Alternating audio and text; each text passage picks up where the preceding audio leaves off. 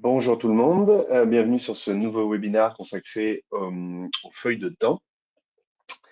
Euh, donc on va attendre que les derniers participants se connectent.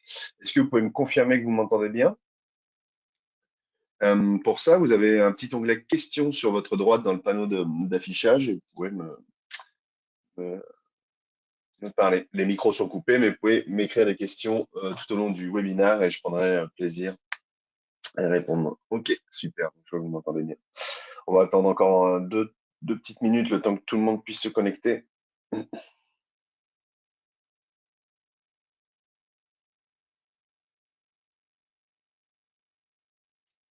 Ok, super.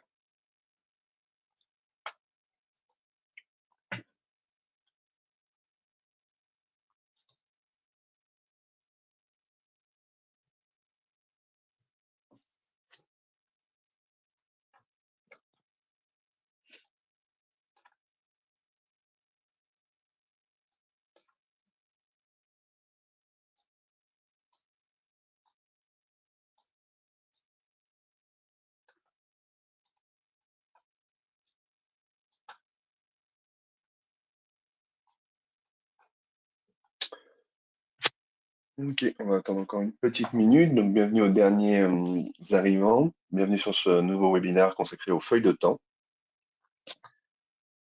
Comme je disais, on va patienter encore une minute, le temps que tout le monde nous rejoigne.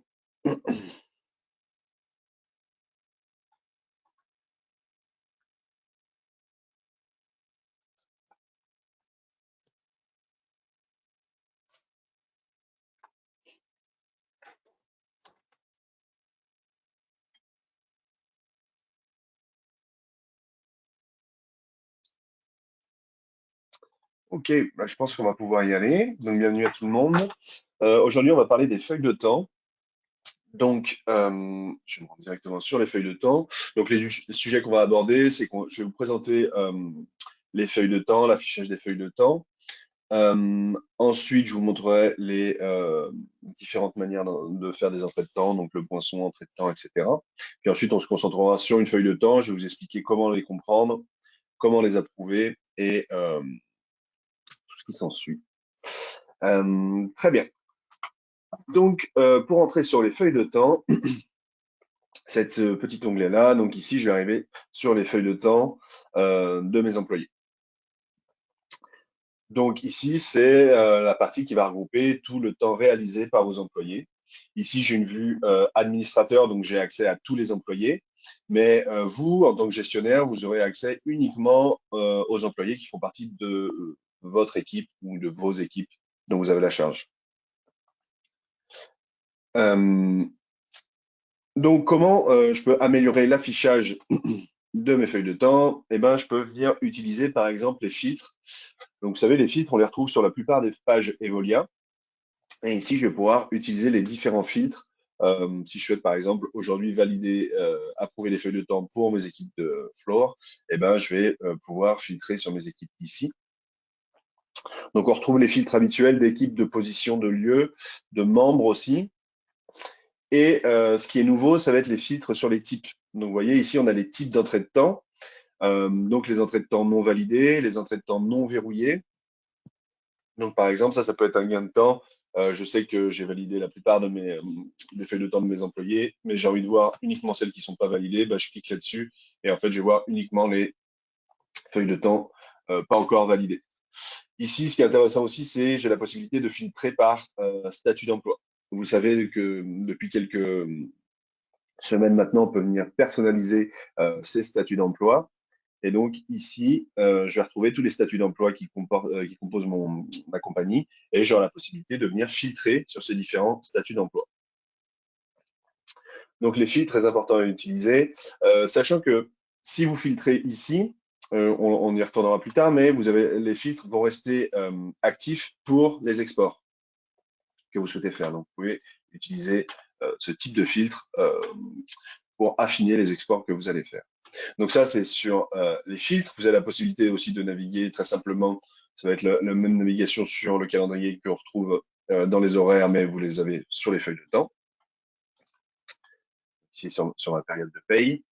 Ici, vous avez le choix d'afficher soit vos feuilles de temps par semaine ou par période de paie. Moi, j'ai choisi de l'afficher par période de paie, mais vous pouvez très bien choisir de l'afficher par semaine.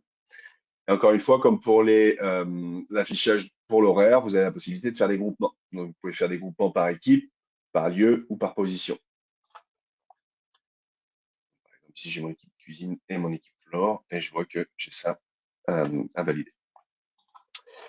OK. Toujours dans l'affichage des feuilles de temps, ici, comme vous avez dû le voir, on a des totaux qui vont être des totaux par jour. Donc, par exemple, ici, j'ai 6 heures euh, de planifié, c'est en réel, combien de congés payés, etc. Donc, ici, je vais avoir les différents totaux par jour donc c'est le total de tous mes employés. Vous voyez, j'ai 12 heures, j'ai 6 heures d'approuvé, mais j'ai 12 heures au total, mes 12 heures ici. Pareil pour ici, j'ai 6 heures déjà d'approuvé, mais 12 heures de planifié au total. Ici, je vais avoir le temps total réalisé pour la période de paye. Et ici, sur chacune des lignes des employés, bah, je vais trouver son temps travaillé par rapport au temps total. Euh, Ici, j'aurai la possibilité de venir chercher un employé. Donc, par exemple, je vais chercher mon employé que je vais utiliser aujourd'hui. Ben, en utilisant la barre de recherche, je vais tomber directement sur mon employé. Ici, je peux recalculer mes feuilles de temps. Si je fais des modifications, des fois, il peut arriver que des modifications sur les feuilles de temps, des fois, il peut arriver que c'est pas forcément pris en compte directement. Donc, recalculer les feuilles de temps, ça vous permet d'actualiser en fait les feuilles de temps qui sont sous vos yeux. Vous avez la possibilité d'ajouter les congés fériés ici. Donc, ça va être un peu la même manière que vous allez retrouver dans l'horaire. Ici, on va renseigner le nom du congé. Donc, par exemple, je vais faire en retard, mais Pâques. Donc, Pâques, ça allait être le 1er avril. Ici, on sélectionne le type de congé. Donc là, bah, typiquement, j'aurais un congé qui aurait dû s'appeler congé férié. J'aurais sélectionné mon congé férié. Et ici, j'ai la possibilité de venir définir le type de calcul que je souhaite faire. Est-ce que c'est un nombre d'heures fixe ou bien c'est selon le nombre d'heures travaillées des jours ou semaines précédentes. Celui-ci est assez courant. Et en fait, on peut prendre la période de référence, par exemple les 4 dernières semaines, et mon type de calcul serait les 1/20 des 4 dernières semaines travaillées. Donc, je repasse rapidement sur le congé férié quand j'en ai parlé dans d'autres webinaires. Mais ici, on a la possibilité d'inclure le temps de congé payé, d'inclure le temps supplémentaire, d'inclure les primes. Euh, on peut annuler les quarts ou bien les rendre indisponibles. Donc, ça veut dire que les quarts qui seraient prévus pour ce jour férié, on les annulera. Euh, Hop, j'ai pas sélectionné le type de congé, donc on dit que je sélectionne le type de congé férié. Ici, c'est la méthode d'application. Est-ce que je souhaite appliquer ce congé à toutes mes équipes, tous mes employés, ou bien je souhaite l'affiner? Et si je souhaite l'affiner, bah, j'ai la possibilité de choisir un statut d'emploi, choisir à quelle équipe je souhaite, pour quelle équipe je souhaite appliquer ce congé férié, ou bien je peux le faire par position, lieu et même par employé. Et donc, moi, je vais dire que ça va être pour tout le monde. Et ici, on a le récapitulatif. Donc, du calcul du congé, ce sera l'indemnité, elle se calculera sur les 4 dernières semaines. Voilà, donc ici on a tout le récapitulatif du congé férié et ensuite j'aurai juste à le sauvegarder. Donc voilà pour l'ajout d'un congé férié. Ici vous avez la possibilité d'exporter des feuilles de temps. Donc pour tous ceux qui auraient pour tous les clients qui auraient des intégrations, ben en fait on a deux types d'export. Soit une fois que j'ai validé toutes mes feuilles de temps, je pourrais cliquer sur le petit logo qui signifie que j'ai une intégration. Donc, par exemple, pour les intégrations comme employeur D, Netris, en cliquant sur ce logo, une fois que mes feuilles de temps sont approuvées et verrouillées, ben, en fait, ça va envoyer directement les feuilles de temps dans mon système de paie, donc Netris, employeur D, etc. Pour ceux qui n'auraient pas d'intégration, ben, je peux exporter mes feuilles de temps directement ici. Je peux choisir le type, donc feuille de temps, le sommaire groupé par code de gain, donc c'est là qu'on va regrouper toutes les primes, tout le temps supplémentaire, etc. Donc, ça va être dans ce type d'export. Je peux faire un export de dépenses ou bien un export de quart de nuit. Donc, ça, je vous laisserai les tester. Donc, je peux faire mon export des feuilles de temps ici. Je peux choisir mon format très facilement. Je peux choisir de me l'envoyer automatiquement par courriel. Et ici, je vais choisir ma date de début et ma date de fin. Donc, par exemple, si je fais un export des feuilles de temps, je vais vous montrer que les filtres sont bien actifs. Donc, par exemple, je vais prendre uniquement mon équipe Flore. Je vais faire un export des feuilles de temps. Je vais vous montrer à quoi ça ressemble.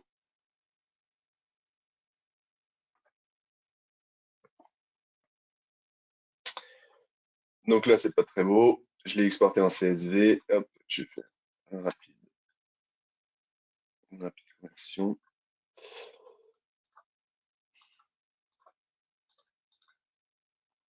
Et voilà. Donc là, j'aurai l'export des feuilles de temps avec toutes les heures travaillées par mes employés.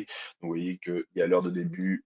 Donc, j'ai le détail de mes employés, l'heure de début, l'heure de fin, les entrées payées, les entrées travaillées, le total,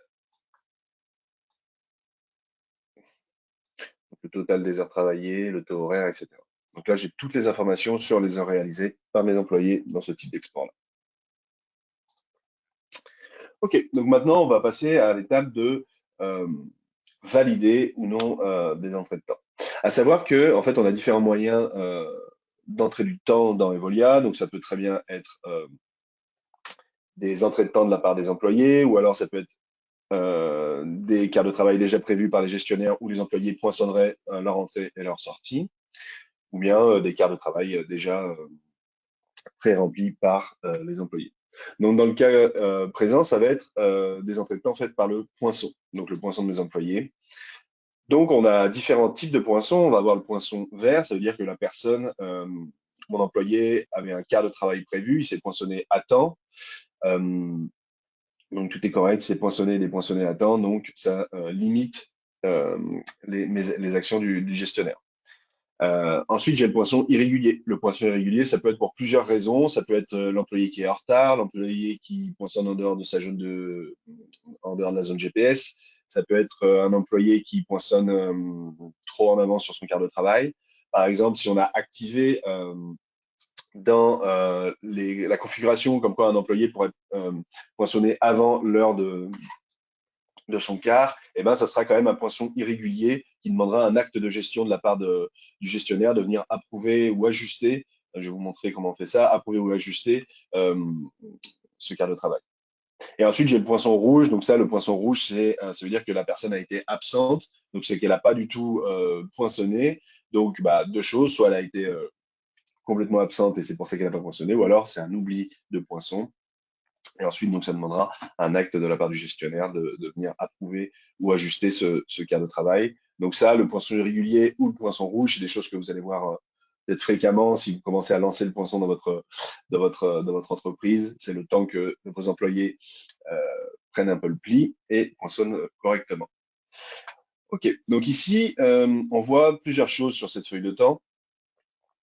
Ici, par exemple, j'ai plusieurs d'informations. Ici, ça veut dire que ce temps-là, ce qu'on voit ici, là, c'est des horaires qui ont déjà été approuvés par le gestionnaire. Donc ça, c'est des horaires approuvés, donc comptabilisés. Vous voyez ici, ça fait 44 heures. Donc on voit que le temps a été déjà approuvé et comptabilisé. Ici, on a typiquement des poinçons rouges. Donc ça veut dire que la personne, mon employé, a été absent. Donc je peux faire plusieurs choses. Quand mon employé était absent, je peux directement venir ici, depuis cette vue des feuilles de temps, cliquer sur le quart. Et là, je vais avoir des informations sur le quart de travail. Donc, c'est un barman. Euh, dans quel, donc, sur quelle position, le temps qui était prévu, le temps travaillé et son statut. Je peux venir voir le détail du quart en cliquant sur les trois petits points ici. Je vais cliquer sur voir le détail du quart. Et ici, je vais avoir toutes les informations sur le quart de travail. Donc je peux faire cette action directement depuis cette partie-là. Donc, de venir confirmer l'absence ou ajuster. Ou bien je pourrais rentrer, je vais vous montrer ça plus tard, directement dans la feuille de temps de mon employé. Donc là, c'est ce que je vais faire. Je vais venir valider les feuilles de temps de mon employé Niloz euh, directement depuis sa feuille de temps. Mais, comme je vous le disais, vous pouvez le faire directement ici aussi. Donc, comment je fais pour rentrer sur la feuille de temps de mon employé? Je vais cliquer sur le petit carré violet ici. Et ce petit carré violet va me permettre de rentrer sur la feuille de temps. Ici, j'ai énormément d'informations sur les feuilles de temps, sur la période de paie réalisée par mon employé. Ici, je vais avoir le total de plein d'informations différentes. Donc ici, je vais avoir son temps planifié total, moi qui fais 2 grosses semaines, son temps travaillé réel, son temps régulier. Ici, je vais avoir du temps supplémentaire et du bonus, et les bonus, donc j'aurai le total du temps supplémentaire réalisé par mon employé. Ici, des congés payés, les primes de quart, si l'employé a renseigné des dépenses et ce qu'il y a à payer. Donc ici, si je descends, donc je vois que j'ai des vacances qui ont été prévues pour mon employé le 21 avril. Donc on va le voir qui va apparaître aussi sur la feuille de temps.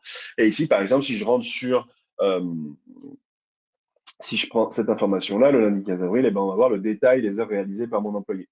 Donc, comme je vous disais, sa position, son temps planifié, le temps réellement pointé, son temps travaillé et à payer. Alors, pourquoi c'est pas payé? Celui-ci est plus représentatif. Donc ici, vous voyez, j'ai pas d'information sur à payer parce que son salaire n'est pas rentré. C'est pour ça que j'ai zéro en fait sur à payer parce que cet employé-là n'a pas de salaire à rentrer, mais en gros, on aura le total des heures à payer en fonction du salaire de l'employé. D'autres choses qui sont intéressantes ici sur les feuilles de temps, ça va être, par exemple, ici, vous voyez que mon employé, il va bénéficier de deux primes, donc une prime de soir et une prime de fin de semaine. Pourquoi? Parce que c'est des primes que j'ai automatisées. Ça veut dire qu'à chaque fois que mes employés vont faire des heures de soir, eh ben, une prime va s'appliquer automatiquement. Donc là, c'est plus de dollars de l'heure, c'est une bonification. Et aussi bénéficier de la prime de fin de semaine, donc 14 heures réalisées ici. Donc ici, j'aurai le total des heures réalisées pour ma fin de semaine. Euh, donc aujourd'hui, on va essayer de valider, d'approuver les feuilles de temps. Donc on voit que lundi, mon employé, il a été absent. Vu son horaire, il aurait dû bénéficier d'une prime de soir et je vois qu'il a été absent pour ses 2 quarts de travail. Bon, ça, c'est une petite erreur, il aurait dû en avoir qu'une, mais on va aller valider son quart de travail de 9 heures à 5 heures. Donc ici, comment je fais pour valider son quart de travail? Je vais cliquer sur les trois petits points, voir les détails du quart. Et ici, je vais avoir toutes les informations sur le quart de travail. Donc les heures prévues, s'il y a un quart récurrent, le lieu, la prime et le statut de poinçon. Donc le statut de poinçon, comme je vous disais tout à l'heure, ça veut dire mon employé était absent, il n'a pas du tout poinçonné. Ici, j'ai aussi des détails sur l'équipe. Maintenant, ce qui est intéressant ici, c'est qu'on a des détails sur le temps, enfin les heures qu'il est censé faire l'employé. Donc là, en temps planifié, j'avais 9 heures, 5 heures. Ici, comme je vous disais, il n'y a pas poinçonné, donc j'ai pas les détails du poinçon. Et donc, j'ai 0 heure à payer. En tant que gestionnaire, j'ai plusieurs choix. Je peux soit confirmer l'absence. Donc, en effet, mon employé était absent ce jour-là. Donc, je vais confirmer l'absence. Il n'a pas travaillé ce jour-là.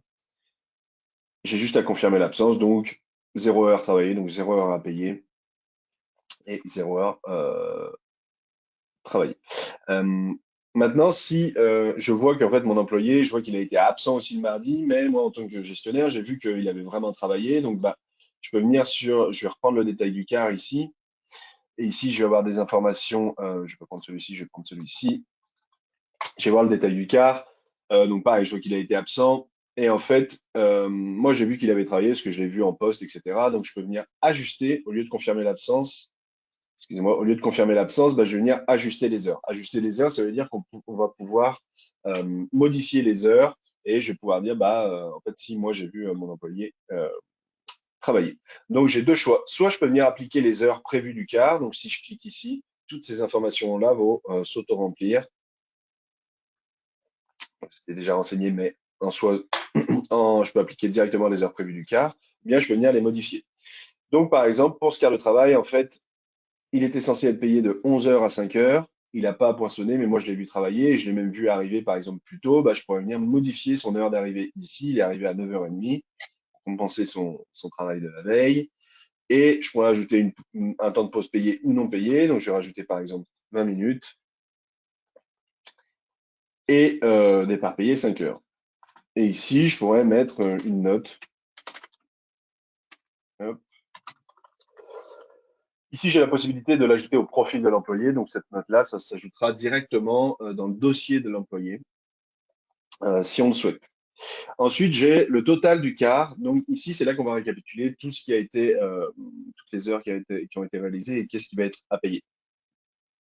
Donc, ici, je vois que, en fait, mon employé, il a travaillé de 9h30 à 5h. Donc, là, vous voyez, le 9h30, c'est mon ajustement qui a été pris en compte. Pareil pour la pause payée, j'ai 20 la pause non payée, j'ai 20 minutes de pause non payée. Donc, je suis censé avoir 7h30 moins 20 minutes de pause non payée. Et on retrouve bien 7h10 ici, le total des heures payées. Donc, si je valide, mon entrée de temps a été validée. Vous voyez, il y a 7h10 qui viennent d'être comptabilisées et ça a été validé par le gestionnaire ici. Donc, j'ai bien mon temps qui vient d'être validé. Donc, voilà comment valider, ajuster ou confirmer des absences ou confirmer le temps travaillé. Donc, vous voyez ici, à chaque fois, j'ai les primes de soir qui s'appliquent. Euh, Ici, j'ai la possibilité aussi, on va aller valider du temps supplémentaire.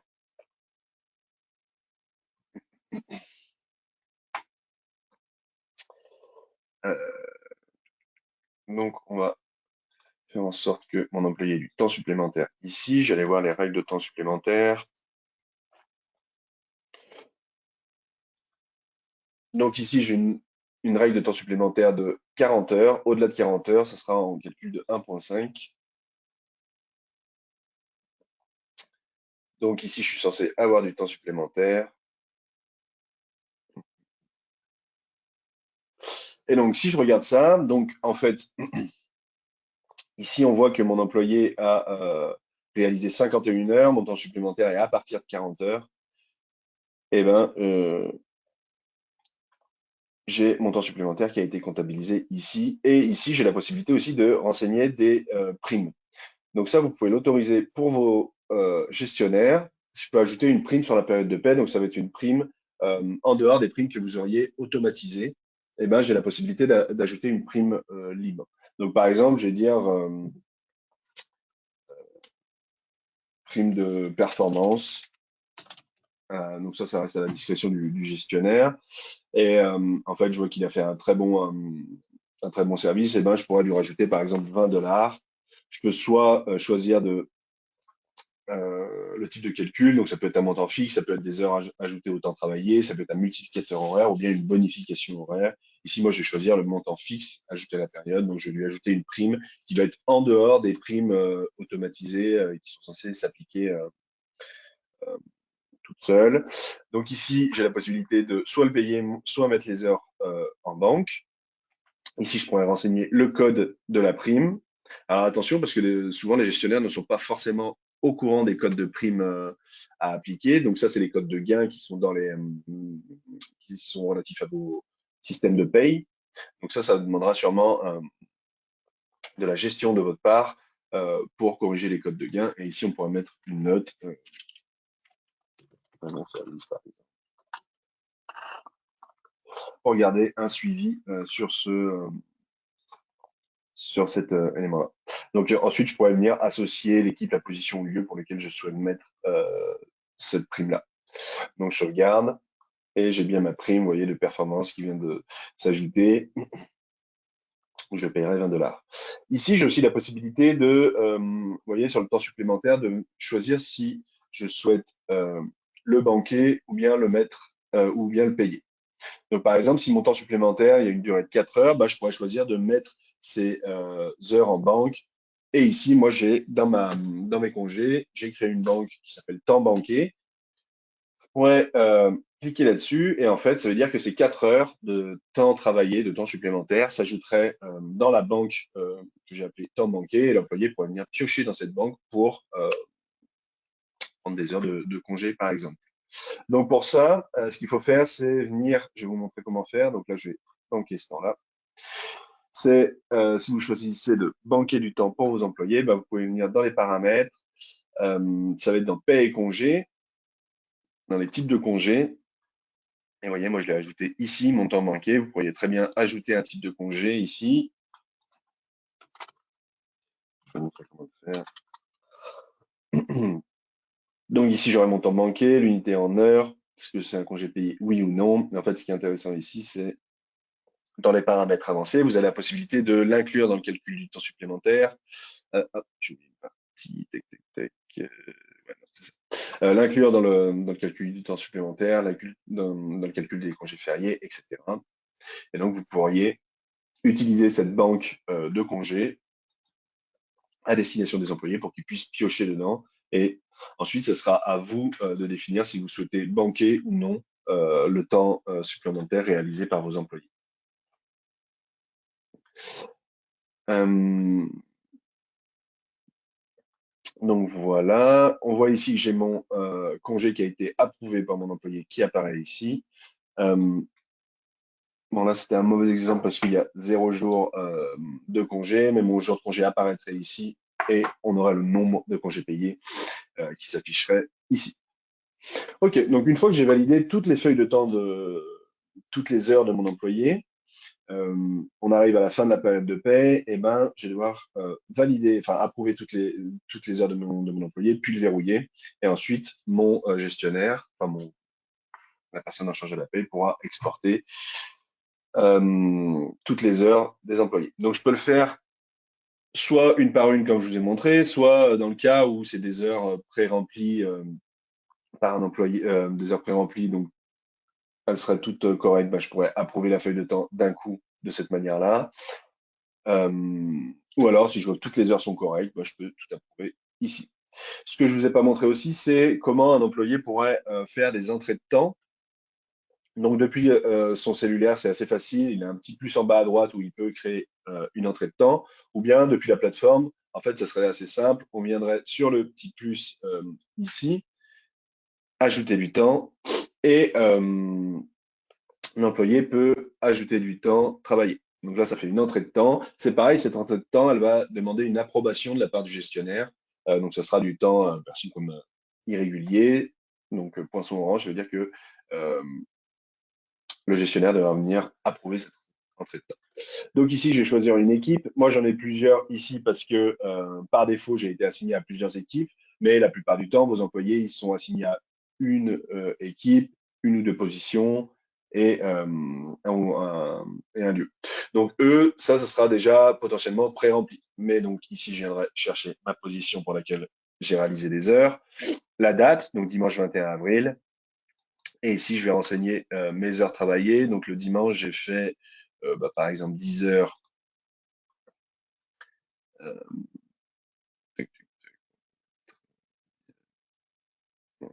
11h PM, donc j'ai 13 heures. Donc ici, normalement, ma prime de soir devrait s'appliquer automatiquement. Ici, je peux renseigner mon temps de pause payé ou mon temps de pause non payé, la note d'arrivée, et je sauvegarde. Et donc, vous voyez, donc j'ai mes deux primes qui sont appliquées automatiquement. J'ai ma prime de soir et ma prime de semaine, de fin de semaine qui vient directement de rentrer ici. J'ai aussi une note comme quoi il y a un commentaire sur ce quart de travail. Donc, moi, en tant que gestionnaire, j'ai cette information-là et je peux venir renseigner sur la note. Donc, ça, c'est les entrées de temps de la part des employés. Autre chose que les employés peuvent faire, c'est entrer des dépenses. Donc, ici, je peux ajouter des dépenses. Donc, je vais ajouter une dépense. J'ai plusieurs types de dépenses. J'ai les hébergements, déplacements, repas, etc. Donc, l'idée, c'est par exemple, je vais renseigner un déplacement. La date du 20-04, montant 150 par exemple.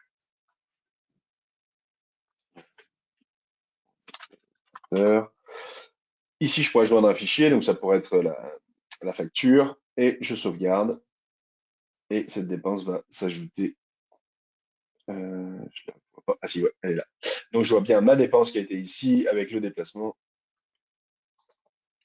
et l'employé pourra toujours venir la modifier. Ici, on a la possibilité d'exporter aussi les dépenses vers vos systèmes de paye. Pour ça, il faudrait voir avec votre Customer Success Manager pour envoyer le code de gain qui est lié aux dépenses et on pourra exporter ça dans les feuilles de temps. Donc voilà pour les dépenses.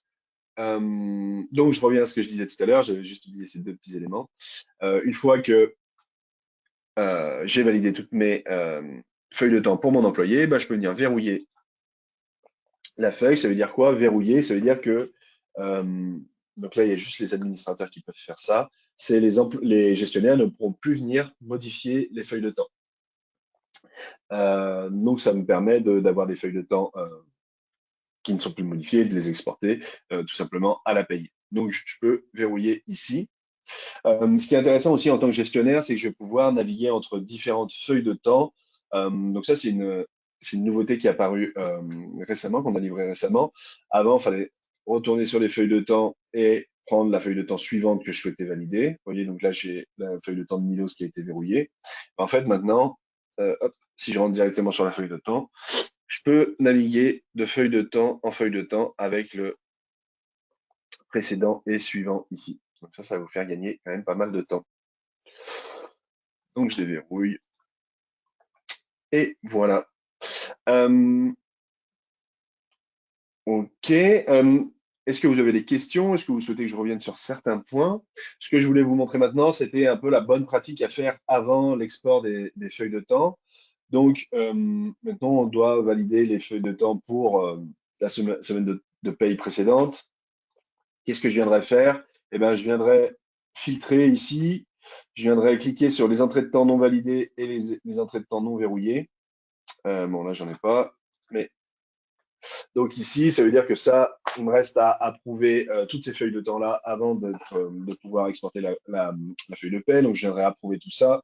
Une fois que c'est terminé, la personne en charge de la paye pourrait venir verrouiller toutes les feuilles de temps, puis utiliser le bouton qui serait là pour envoyer les feuilles de temps à son intégration si c'est disponible. Sinon, utiliser l'export qui est ici et l'importer dans son système de paye. Donc, par exemple, pour tout ce qui est Ceridian, Acomba, etc., eh ben, en fait, on aurait un export adapté euh, pour l'intégration qui apparaîtrait ici, avec le format adapté à l'intégration.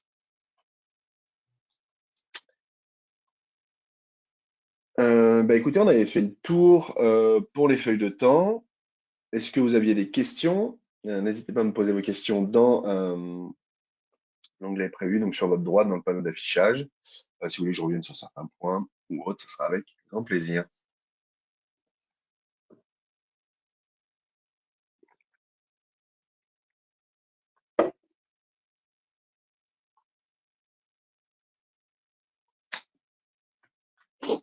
Ok, donc pas de questions pour le moment. Bah, écoutez, j'espère que ce webinaire vous a aidé à mieux comprendre les feuilles de temps. Encore une fois, si c'est quelque chose où vous avez des difficultés, ou vous avez d'autres questions, n'hésitez pas à contacter vos Customer Success Managers, donc Julie, Gabriel ou moi-même, et on pourra vous aider et répondre à vos questions sur ce sujet-là. Euh, Est-ce qu'un employé peut puncher avant et après son quart prévu? Alors oui, un employé peut puncher avant et après son quart. Donc merci pour la question, Eya. Euh, En fait, on a la possibilité pour les punchs de venir paramétrer certains éléments de configuration ici. Donc, par exemple, on pourrait dire que, donc là, je suis dans les paramètres du poinçon, on pourrait dire que on peut permettre à l'employé de débuter son quart de travail avant l'heure planifiée. Ici, il aura une question où il va devoir répondre bah, pourquoi vous avez commencé plus tôt. Et pareil pour la fin, après, pour permettre à l'employé de terminer son quart de travail après l'heure planifiée, bah, pareil, il aura une question. Comme je vous disais tout à l'heure, donc ça, c'est quelque chose qu'on permet à l'employé de faire, mais ça va demander un acte de gestion de la part du gestionnaire. Ça va lui demander de venir approuver la feuille, enfin, ajuster la feuille de temps ou approuver la feuille de temps parce que ça sera des heures qui seront vues comme irrégulières, donc le petit poinçon orange sur la feuille de temps. Donc, voilà. Bah écoutez, je vois pas d'autres questions. Je vous souhaite une très bonne journée. Merci pour votre attention. Et comme je vous disais, n'hésitez pas à contacter vos CSM si vous avez des questions un petit peu plus poussées. Je vous souhaite une très bonne journée. Au revoir.